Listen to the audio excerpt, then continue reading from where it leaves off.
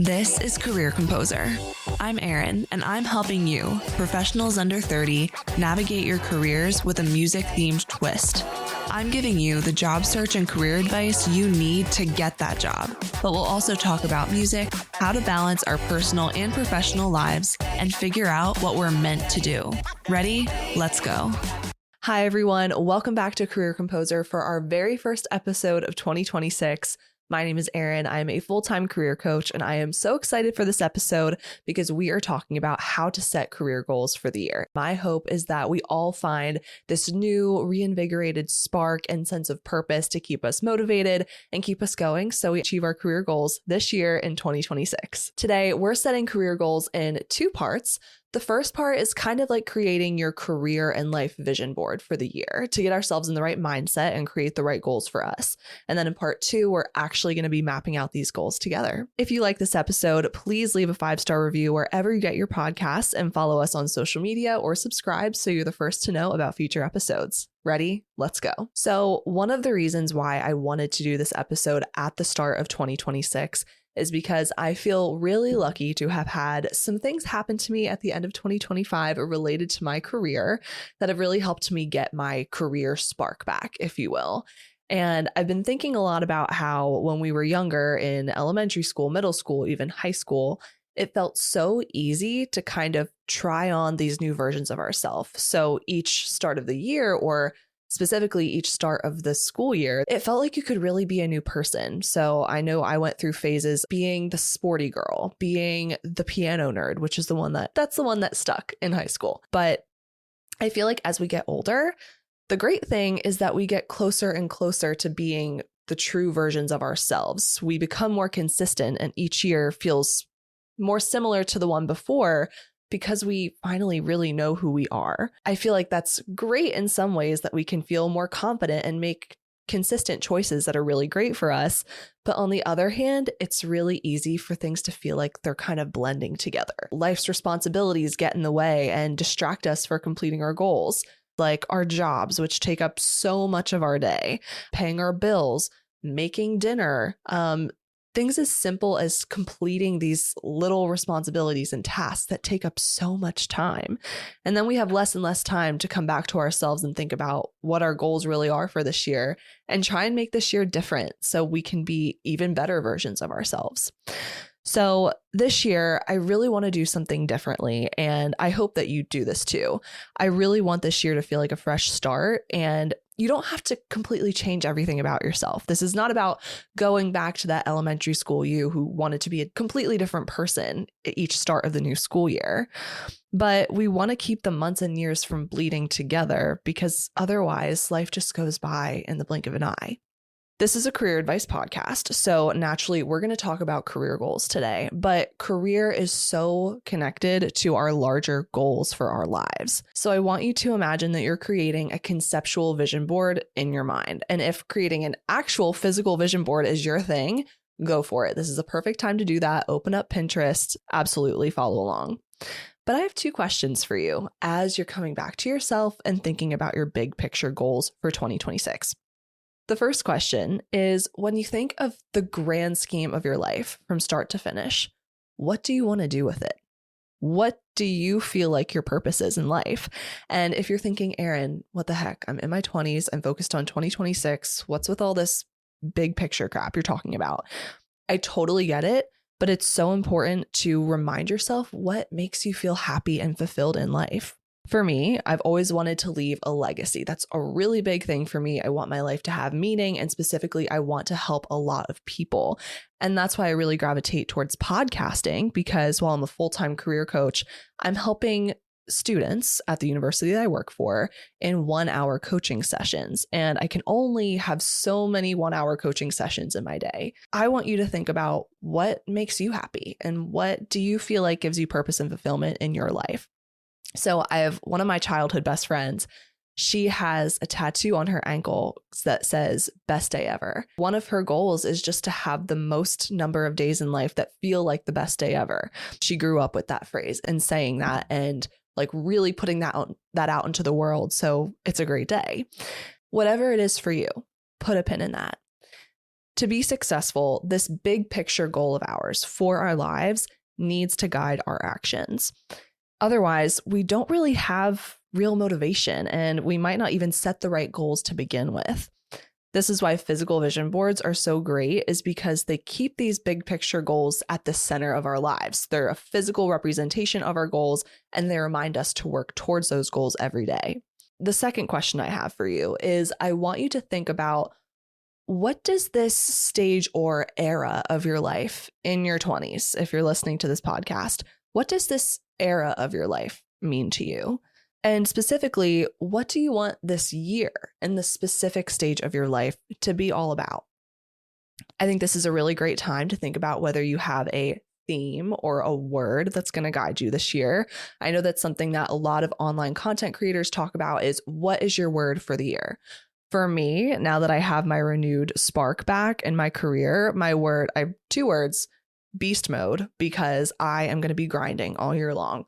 I'm really going to put a lot of energy into this podcast to be consistent with it, because this is really what brings me joy. And I tried this also for 2024. I tried this, coming up with a word that would be my guiding force for the year. My word for 2024 was friendship. And then I actually did things, and then also just got lucky with meeting great friends in a new stage of my life 2 years ago when I moved to Washington, D.C. In 2025, my word was discipline, and that absolutely did not happen because so many, honestly, not so great things happened in my life this year. 2025 just really distracted me from my goals and made it so that discipline was just not it. I shouldn't have even been striving for that to begin with, because I was basically just putting out fires all year long in 2025. You can absolutely pick a word to center your year around, but also, if something's just not working for you, before we get into actually mapping out our goals for the year, one of the things I'll talk about today is be flexible with yourself, be adaptable. And if something's not working for you, you can always go back to the drawing board or this conceptual vision board in your mind and change it. You can change your goals at any time. You're not a hero for sticking by your goals if they're not actually helping you or working out for you. I also think that when we plan out our months and our weeks so meticulously, and so, some people plan out every hour of their day. You say, I'm going to do this and this, and that's kind of what makes life go by really, really fast. There's no room for spontaneity or surprise when we're always planning. And so again, that's why I think this conversation about mindset and this vision board in your mind is really helpful, because you just want to have a direction. You want to have a direction that you can work towards, but also still leave room for accidents to happen, mistakes to be made, and for spontaneous moments, because that's all part of the fun too. I'll take a quick break and share what my direction is. I already shared with you guys that this podcast is a huge goal for me, specifically to post an episode every single week. And now I have a setup that is permanent in my apartment, so I don't have to take an hour of time to set up every single time I want to sit down and record. And that's something else that we'll talk about too, is make your goals easy to achieve. You're also not a hero if you're making it unnecessarily difficult for yourself to come out on top. The second goal that I have for myself is I want to be a morning workout person. I got a used Peloton for 1/5 of the price than I now have in my apartment, and it's going to save me money because I'm not paying for a gym membership anymore, but I also have it right there. And like having a permanent vision board, having the Peloton right there in my living room is a physical constant reminder. So I have literally no excuse. And one last thing about mindset. I think you guys probably already get the point, but I just want to emphasize, you have to know why you're working towards your goals. So we talked about, what fulfills you in life? What's this big picture goal that you have for yourself? Okay, then let's bring it back. What do you want this era of your life to be about? Maybe you're in your 20s. Then what do you want this year to be about in this stage of your life? But when you're setting goals, you always have to come back to that why. Why are you doing this? Why does it matter to you? Otherwise, you're never going to get there. I already shared my why for doing this podcast. I want to help people and I want to help a lot of people. But I want to be a morning workout person because I want to save time at night to work on this podcast when I get home from work. That's my why. And it all comes back to these big picture goals that I have for myself. We've talked about big picture dreams. We've talked about your vision for this stage of life. Take all of that and use that motivation to guide you. So we're about to head into my favorite part of this episode, which is how to set actionable career goals for the year, because you all are amazing Gen Z professionals and you are going to achieve your goals and activate beast mode like I am for my year in 2026. So let's get into it. Career goals are a little different than setting other goals that you have for your life. And part of the reason why I became a career coach is because you can always be doing something to get closer to achieving the goals that you have for your career. There's always something you can do. There's always an action that you can take. And I believe this in other areas of life too, but it's especially true for your career. My favorite Peloton instructor, Alex Toussaint, says that the world is an opportunity to validate your greatness. And the world is full of opportunities to further your career and get closer to the life that you want to live. The beginning of the year is also so exciting to me because so much can happen in a year. So much can happen. Think about where you were last year and what you expected this year to be like. I'm sure it was different in a lot of ways. So if you want a new job by the end of the year, you can absolutely do that if you're listening in January. That is absolutely possible. But whatever your goal is, you don't just want to say, my New Year's resolution is to get a job. The goal for a lot of people is to get a new job. But whether you get a new job depends on someone else choosing you. So of course, I know that your goal is going to be to get a job. I know that. But you want to keep that at the forefront and then break it down into monthly or quarterly milestones that you know for a fact that you can complete. And the same goes for really any goal. So let's use getting a new job as our example for the rest of this episode.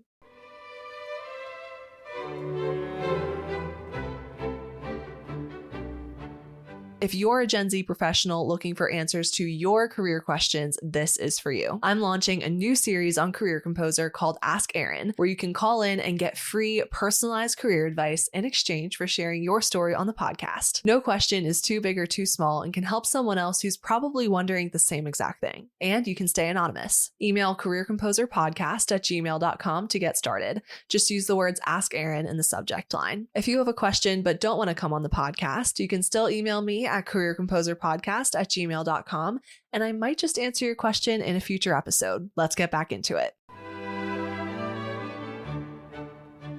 Instead of saying, getting a new job is my goal for this new year, make your goal into an action item that you know without a doubt that you can complete. Because again, getting a new job depends on someone else choosing you and all of the cards falling in the right place. Maybe your new goal is to apply for 180 jobs this year. You can do that. That means you're applying for 15 jobs a month. Totally doable. As we break this down, we also want to set mini goals or quarterly or monthly milestones that help us achieve the main goal. You're not just applying for 180 random jobs. You have a plan. So in month 1, use this excitement and motivation to get your plan solid. So in month 1, I want you to find a way that you're going to track your progress from the beginning, because you can use this tracker to start collecting data points. It's okay if you need to adjust throughout the year, but we always want to adjust our goals and the way that we're working towards them and make adjustments in the right direction so they're actually helping us. We don't want to just be throwing things at the wall and, doing some trial and error. Yes, that's sometimes helpful, but we want to know what's working and what's not so we have the power to readjust later on. And so starting with a tracker allows us to get on track and have that plan for how we're going to apply for 180 jobs, for example. You can also use a spreadsheet or Notion to schedule and map out your goals, kind of like a calendar, so you hold yourself accountable. If you slack during one week, it's not a problem. We're not going to get down on ourselves, because since we know that we didn't do what we needed to do this last week, we're going to make up for it in week number 2. Sometimes we just need a week or 2 to get on track. Sometimes it's give and take, but our rest never takes us away from completing our goals, because we use it to fuel us to be more productive than ever once we've taken that rest. And then when you get back into it, remember why you're here in the first place. How is this work setting you up for the future that you want? And that will give you, hopefully, that renewed spark. So that's month one. That's where we're starting. Make this spreadsheet or some kind of tracker and kind of think through how you're going to achieve this. What steps do you need to take? In months 2 and 3, these months are really important because this is where we execute. So again, if you're listening to this in January 2026, in January, you're planning out how you're going to achieve this goal for the year. But in February and March, now you are trying to execute it and actually work towards this goal. So later in April and May, you have those data points to know what's working and what's not. At the end of month 3, that's when you do your audit. So of course you can make small adjustments along the way in February and March in months 2 and 3. At the end of March, that's where it's time to make a big adjustment if you need to. Maybe you realize that you don't really have the motivation and this isn't the goal that you want to pursue, and that's okay too.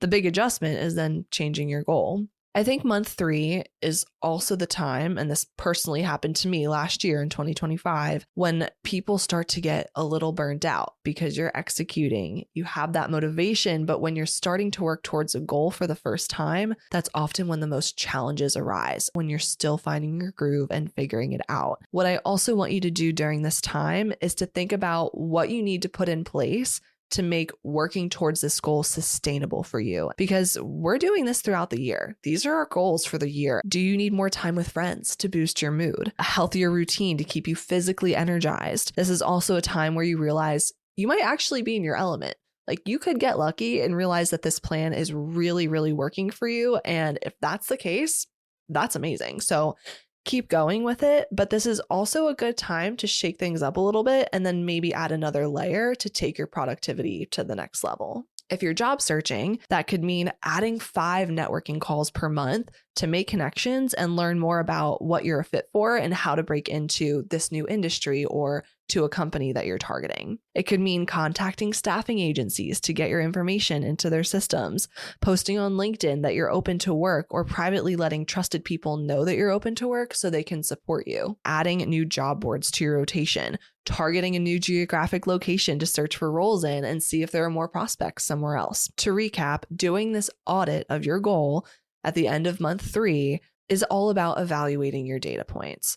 Am I really motivated towards this goal? Is it still the right time? Do I have the right support? Does this feel sustainable, or am I lying to myself and really starting to get burnt out?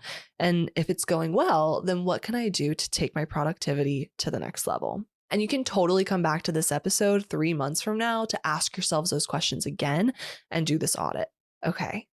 In my experience, months 4 through 6 are probably going to be the hardest because these ones are about saying no to distractions. If you're listening to this in January and you've started working towards your career goals in January, month 4 is April. Then we have May and June. This is the time when the weather is nice. You start going on vacations, want to hang out with friends, want to go to happy hours, spend more time outside. This is where setting weekly and not monthly goals is absolutely critical to keep yourself on track. If you've been doing this whole working towards my goals things for a while, you're going to naturally want to indulge and do the other life things that you've been wanting to do and maybe missing out on, but you also need to keep promises that you made to yourself. And something that I really like to remind myself that really helps with keeping me motivated and working towards these goals is every time I don't want to do something that's goal related, I remind myself that I'm keeping a promise to myself by working towards this goal. I'm actually doing this for me. This is a privilege that I get to work towards this. It's not something that I should be dreading. Something quirky about me that might help you guys understand why keeping these promises to myself is important is that whenever I have a goal that I really want to achieve and I just know that I really need to work towards this thing, I actually write a contract to myself in my journal and then I sign my name like I'm actually signing a real contract. And my weird little thing is that I want to hand down all of my journals to my future granddaughter one day so she can better get to know me and all these stages of life. And I want her to know that it's so important to keep these promises to yourself and take your goals seriously. So if I can't keep promises to myself, do I really believe myself? No. And what example am I setting for other people if I'm not keeping promises to myself and I don't believe in myself? So that's just a little something about me.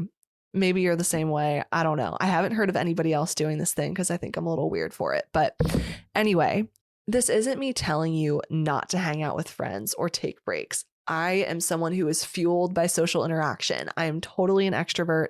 I really get energy with hanging out with my friends. So if you need to take breaks, you should definitely take them. You should definitely go socialize, hang out with friends. Working towards your goals isn't all about making sacrifices, but what it does mean is sometimes you have to skip those social gatherings or, say no to staying up and binging Netflix one night if you didn't get done what you needed to that week. So that should also help hold you accountable throughout the week. So that way, when it gets to the weekend, you can actually indulge in these fun things. Sometimes it means saying yes to drinks, but leaving at 10 p.m. instead of midnight, maybe choosing a happy hour for drinks instead of going out super late. So that way, the next morning, you can wake up feeling energized and use that morning to be productive. Sometimes it means saying no to the Dunkin' $6 meal deal every day of the week. Once a $6 meal deal came out, I knew I was doomed. But it means saying no because if it's going to affect your body and your energy, that's going to affect your productivity. So you're just making smart choices. So now you've made it through June. To recap, we've set our goals for the year in January. We've made small adjustments, and in March, we did an audit to know if we needed to make larger adjustments or not. Then we continued to work towards our goals throughout the summer and also indulged in a little bit of fun to keep us motivated and keep us going throughout the year. Now we're in months 7 through 9, quarter 3. Once you get through half of the year of achieving your goals, it's time to take a hard, honest look once again and seek help if you need it. Meet with a career coach or a trusted mentor or both. We don't want to spend the rest of the year feeling depressed if we're not getting jobs and continue to just take it and keep going.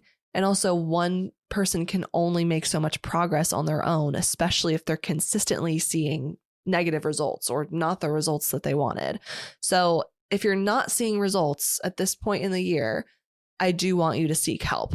Meet with a career coach. I think it's one of the most helpful things that you can do because you'll probably learn so many other weird niche things about job searching that you never even knew to think about. I'm learning things every single day. I am one of the career coaches that you can meet with. I'm running an Ask Erin segment on this podcast. So if you're looking for advice, I will give you 20 minutes of career coaching advice for free in exchange for you sharing on the podcast. And you can stay anonymous. There will actually be an ad playing for Ask Erin at some point in this episode today. But please don't keep struggling and killing yourself because you don't know the right steps to take. This is also a great time to celebrate your wins. Okay, we've done a lot of work throughout the year and we're almost done. We're in quarter 3. So celebrate your wins. If you see that you are seeing amazing results and you're getting closer to achieving your goals, or maybe you've already achieved it at this point in the year, congratulations. I'm so proud of you for keeping that promise to yourself. You are absolutely amazing. I'm so proud that you've had the discipline and consistency to keep going. Now, I also know that you are all listening to this before you probably start the hard work. Like, I'm making this thinking that you're going to listen to this in January of 2026, because that's when most people, including myself, set New Year's resolutions and set our goals for the year. But let's talk through the milestones that we've set so far, like doing the first audit, doing the second audit. I want you to make sure that you're putting these milestones in your calendar so you hold yourself accountable and actually achieve them throughout the year. You're probably going to forget about this episode. And if you don't, that's amazing. Thank you for coming back. But you're probably going to forget that you set all these goals. I have ADHD. And if you're anything like me, you're going to listen to this, be so proud and confident in your plan, and then you might not actually check things off the list. If you forget about this episode, let's put these milestones in our calendars, set priority notifications for them so we make sure that we actually do them. I know that some people tend to work in the way that they like to do all the prep work up front. Like maybe you're someone who wants to meet with a career coach in January. Maybe you're someone who wants to do all the prep work and do audits and see how your process flows before you even start working towards your goal and start executing. But I also don't want you to do so much prep work that you delay working towards your goal in the first place. That's why I'm saying check in with a career coach in the middle if you don't get a chance to before you start working towards your goals, because I want to make sure that you actually start taking steps first. And once you have data points and work with a career coach and tell them what's working for you and what's not, that also gives someone like me more information to better help you. So don't delay working towards your goals. Let's get started, even if everything's not perfect by the end of January. Let's go. Let's get ourselves together and start getting to work. And now we are in months 10 through 12. We are in quarter 4. It is fall. We're feeling cozy. We're feeling hopefully really proud of ourselves because we've achieved so much this year. Once you hit September, you are in the home stretch. And hopefully, if you're like me, fall gives you this renewed energy to keep going and finish out and complete any action items that you haven't gotten a chance to tackle yet. Now, something else that I've heard at this moment when I'm creating this episode, I've heard other content creators, specifically on YouTube, talk about this thing called the Great Lock-in, where it's from September through December. You go ahead and check off all of the New Year's resolutions, all of the goals that you set for this year that you didn't do yet. Sure, I think this is a great reminder that we can start working towards our goals at any time, but I don't want you to wait until you only have 3 months left of the year to do something that you were really excited about, that you talked about in January. I will say that one of my biggest pet peeves is people who continue to talk about things that they want to change and then don't take the actions to change them. I personally hate that. I really don't like it. Help me out a little bit by actually working towards your goals that you talk about doing. Okay. We're also at this point in the episode where I want to highlight some things that I think you should be thinking about throughout your journey this year. The first is, as baller as it is, to pick a goal and stick to it. You are not a hero, and do not be afraid to change directions if something is not working. Be flexible and be adaptable and be willing to change. You also don't want to go too full force in general, because when you're playing the long game, you have big goals that you want to achieve. You're probably not going to hit them overnight, and you do need that sustained energy. Burnout can also make you feel like you don't even want to achieve this goal anymore. It can make you think, why did I even work towards this in the beginning? Am I even worthy of this? Why am I here? Why am I doing this?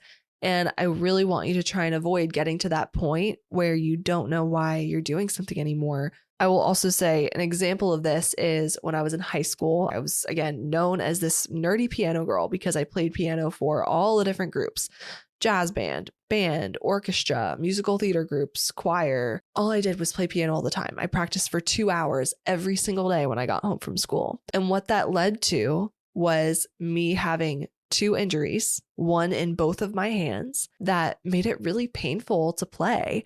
And it took a lot of my joy away from creating art and playing piano that I loved so much. When something is your passion, I really don't want you to lose that love and spark for it. So that's another reason why I understand why it's important to space it out, because I don't want you to experience that. The other part of working towards your goals over a long period of time is that hopefully you're making this work and checking off these tasks a normal part of your day and weekly routine. The problem with this, though, is it can be really easy to put this work on the back burner, just like doing dishes or laundry. So when something becomes a part of your routine, again, you can lose that motivation or that reason why you're pursuing it. So what I'm trying to say here is when something like working towards a career goal, let's say job searching, becomes a part of your normal weekly routine, this again adds to that feeling of things blending together and thinking that, oh, I can just put this on the back burner, or yeah, I can prioritize friends this week or chores this week, and it's all important and it'll all get done. It might not all get done. So always come back to your priority, come back to that why, and hold yourself accountable. To recap, so much can happen in a year, and that's why I am so excited for you guys. And remember, the world is an opportunity to validate your greatness. Now let's show the world and use these opportunities that are in front of us to actually show everyone how amazing we are. I love giving career advice because there's always something you can do.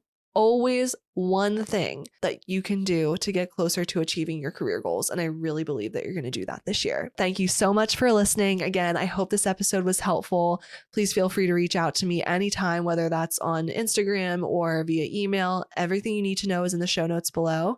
And have a great year, guys. See you next week. I hope you found today's episode helpful. And if today's topic really resonated with you, I hope you'll consider leaving a review wherever you listen to your podcasts. Reviews will really help this podcast grow so I can keep bringing you the career content that you want. You can also email me at careercomposerpodcast@gmail.com with feedback or questions because I want to give you the career advice that you actually want to hear. Thank you so much for listening. I'll see you next time and have a great day.